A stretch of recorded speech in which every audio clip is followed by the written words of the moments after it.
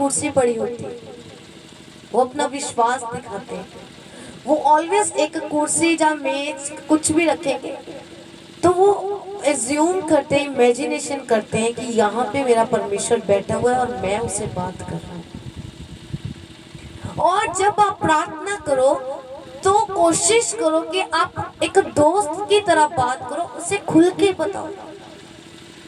अब मैं हूँ, कई बार अगर ऑलवेज हम खुश नहीं रहते, कई बार बहुत निराशा है हमारे जिंदगी में, तो खुल के मैं बताती हूँ हमेशा कि प्रभु अगर मुझे किसी ने कुछ बोल दिया, मुझे बुरा लगा, अगर हॉस्पिटल में ऐसा कुछ हो गया है ना, तो एक बारी मैं आपको बताती हूँ, चर्च से मेरी फ्रेंड थी, वो स्कैन करवाने आई वहाँ पे, तो मैं उसको ले गई, उसको डॉक्टर के सामने लेके, लेकिन बाहर स्टाफ की गलती की वजह से डांट उसके सामने मुझे पड़ गई। और इंसान फील करता है कि हाँ यार, जान पहचान वाला सामने मेरे और इतने बुरे तरीके से डांट पड़ी, और मुझे वहां से डांट पड़ गई, डॉक्टर ने मुझे डांटा बुरे तरीके से, और वो देख रही, और वो मुझे जानती थी, वो चर्च में, कामरा चर्च में प्रभु की सेवक है वो।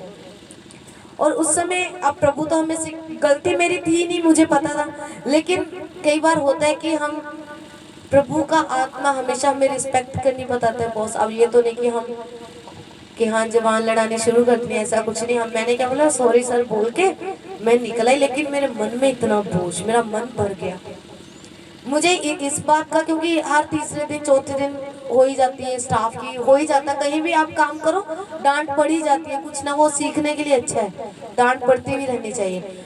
लेकिन किसी के सामने पड़ गई, वो मुझे बुरा लगा कि जो लोग है ना हमारी इज्जत करते जा, रिस्पेक्ट करते, अरे उसके सामने ऐसे हो गया। तो अब मैंने, मतलब मेरा मन भरा हुआ। उस दिन शाम को जब मैं गई तो मैं प्रार्थना में बैठी, तो मैंने प्रभु से, मैंने ना एक दोस्त की तरह मैंने बोला, प्रभु आज ना मुझे बहुत बुरा लगा। मैं कहा प्रभु मैं बोल कुछ नहीं सकी, लेकिन प्रभु मैंने बुरा लगे, मैं क्या करूं, प्लीज मेरे मन को हल्का कर दे, मुझे पता है ये चीज मुझे नहीं पसंद आई, तो मैं बोल नहीं सकती। ऐसे ऐसे बात की कि हाँ प्रभु आज जब आपको प्रभु पता है कि जब मैं उत्थे सी तो इदा इदा हुई, तो तुहानू पता मेरे बारे, तो प्रभु मेरा मन बहुत उदास है। तो एक दोस्त की तरह बात की उससे, और मन हल्का हो गया। समझ आ रही कि नहीं आ रही? कितनों को समझ आ रही? याद रखो, जब आप प्रभु के साथ ऐसे एक दोस्ताना बिहेवियर करोगे, एक दोस्त की तरह प्रभु को बताओ कि प्रभु ये अच्छा है, जब आपको कोई आपकी ब्लेसिंग आपके पास नहीं है, आपको बोले कि है तेरे को तो ये नहीं है, अगर आपके बच्चा नहीं हो रहा, आपको ताने मिल रहे हैं, तो धन्यवाद किया करो उनका। अगर आपको कोई खिजाता है तो उसका धन्यवाद किया करो, मन ही मन आनंदित हुआ करो। अब वो क्या थी, अगर आप पहला सैमुएल निकालो दोबारा से, मैं आपको बताती हूँ, और आगे की लाइन आप पढ़ो। कहती अपनी दासी को, कहती मैंने अपना मन की बात खोल कर यहोवा से कही है, अपनी दासी को ओछी स्त्री ना जान, जो कुछ मैंने अब तक कहा है वह बहुत ही शोकित होने और चिढ़ाई जाने के कारण कहा है। तारीफ करो प्रभु की। समझ आ रही? कितनों को समझ आ रही? समझ आ रही कि नहीं आ रही? कहती अभी, कहती मुझे ओछी स्त्री ना जान, कहती मैं मुझे बेकार मत जान। एली को कह रही, कहती अब तक जो कुछ भी मैंने कहा, जेड़े भी शब्दों का इस्तेमाल मैं प्रार्थना करने दे लिए किता, और सिर्फ चिढ़ाई जान दे करके किता। हालेलुया। समझ आ रही? क्यों किया?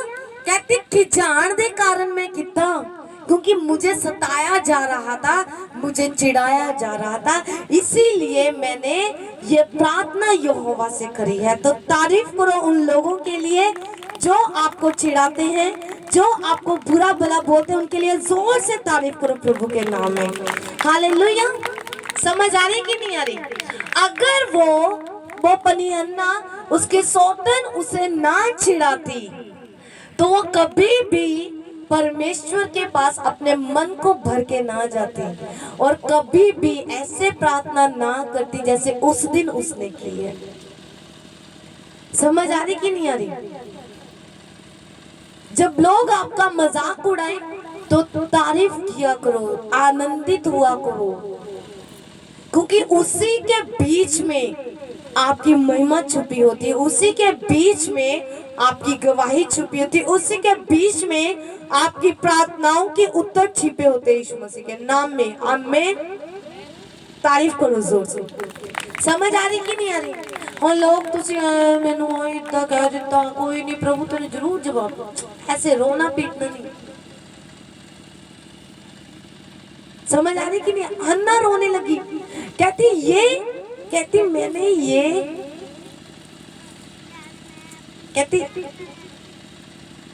कहती ये मैं बहुत ही कहती जो कुछ मैंने अब तक कहा है वह बहुत ही शोकित होने और चिढ़ाई जाने के कारण कहा है।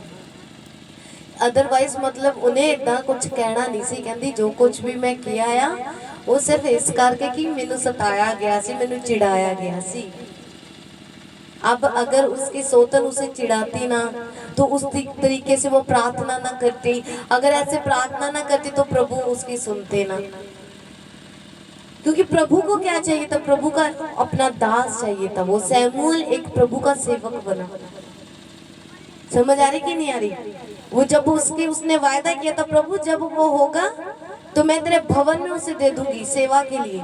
तो लिखा कि जब उसका दूध छूट गया तो उसे वो छोड़ के आई फिर वहां पे। और प्रभु इस बात से प्रसन्न हुए, कहते तूने अपने कहे हुए वो वायदे को याद रखा है, इसीलिए मैं तुझे और बेटे और बेटियां दूंगा। एक भांज को प्रभु ने उसका घर भर दिया। तारीफ करो प्रभु की। समझ आ रही कि नहीं आ रही? अब आप अपनी जिंदगी में अगर प्रभु की महिमा को देखना चाहते हो, पहली बात कि आपको एक दोस्त बनाना पड़ेगा, एक दोस्त बनना पड़ेगा प्रभु का। आपको एक फ्रेंडली बिहेवियर रखना पड़ेगा प्रभु के साथ। आपको ऐसा भी होना चाहिए कि अगर मैंने पाप कर दिया, अगर मैंने ये कर दिया, गलती कर दी, तो मेरा दोस्त रूठ जाएगा, मेरा फ्रेंड रूठ जाएगा। हालेलुया। कितनों को समझ आ रही है? आप जब चलते हैं, एक दोस्त का होता है, चलता है, आप उससे डिस्कस करते हो। आप कभी काम करना हो तो एक आदत होती है, आप पहले दोस्त के साथ बात करते हो कि क्या मुझे उसकी सलाह लेते हो। आप लेते हो कि नहीं लेते? तो ऐसे ही आपने एक दोस्त की तरह प्रभु को बनाना है। जब कोई काम करना है तो सलाह लेके चलना है प्रभु की। उसको अपने आप को उसके हाथों में दे के चलना है। अपने परिवार को रोज उसके हाथों में सौंपना है, रोज उससे बात करनी है। अगर आपका हस्बैंड अच्छा नहीं है तो उसे बताओ, प्रभु मेरा हस्बैंड अच्छा नहीं है, मुझे तंग करता है, प्रभु इसे बदल दे।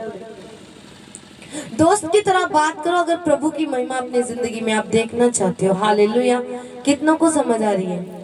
समझ आ रही कि नहीं? आज का वचन किसको समझ आ रहा है? हालेलुया। तारीफ करो एक बार प्रभु की। बनाओगे दोस्त, दुनिया वालों को दोस्त मत बनाओ। कहते जो संसार का मित्र है परमेश्वर उसे वैर करता है। जो संसार दे नाल दोस्ती करता प्रभु दे नाल वैर करता। वो प्रभु का मित्र नहीं बन सकता जो दुनिया का मित्र हो, जो दुनियादारी का मित्र हो, जो रिश्तेदारों का मित्र हो। वो कभी भी परमेश्वर की सेवा नहीं कर सकता, कभी प्रभु को खुश नहीं कर सकता, कभी भी नहीं। हालेलुया। समझ आ रही कि नहीं आ रही? कितनों को समझ आई आज? कौन कौन परमेश्वर को अपना दोस्त बनाने जा रहे हैं? तो हैप्पी फ्रेंडशिप डे आपको मेरी ओर से। तारीफ करो। हैप्पी फ्रेंडशिप लोगों का होता होगा कभी, आज हमारा आज है यीशु मसीह के नाम में। हालेलुया। होता है ना? आज प्रभु को बोलना हैप्पी फ्रेंडशिप पे अपने स्टेटस पे लगाना। जब कोई पूछे कि यार आज तो है नहीं, अभी कौन सा अगस्त चल रहा है, तो उसे बताना आज 1 अगस्त तो है नहीं। तो उनको बोला ये हमारा फ्रेंडशिप डे है, आज हमारी दोस्ती हुई है परमेश्वर से। वो स्वर्ग के परमेश्वर से दोस्ती करनी है। तारीफ करो जोर से। हालेलुया। दोस्त बनाओ उसे। वो आपको खाएगा नहीं, वो आपको मारेगा नहीं, अगर आप उसकी महिमा के अनुसार, अगर आप उसकी मर्जी के अनुसार चलोगे। हालेलुया। याद रखो पहला स्थान आपको प्रभु को देना है। हालेलुया। Happy friendship day. एक दूसरे को बोलो कि हैप्पी फ्रेंडशिप डे मेरी ओर से क्वायर और टीम को। दोस्ती वाला दिन आपको मुबारक हो। हालेलुया। हालेलुया। हमारे लिए आज का दिन फ्रेंडशिप डे ऑलवेज हम चर्च याद रखना, हम सेलिब्रेट किया करेंगे फ्रेंडशिप डे को कि हमारी स्वर्ग से दोस्ती। हालेलुया। समझ आ रही कि नहीं आ रही? ये फ्रेंडशिप डे है हमारा। आज हमने स्वर्ग के परमेश्वर से दोस्ती करनी। आज से सब संसारिक दोस्त दूसरे नंबर पे होने चाहिए। पहला दोस्त आपका जिगरी जान यीशु होना चाहिए। हालेलुया। तारीफ करो, अपने स्थान पे खड़े।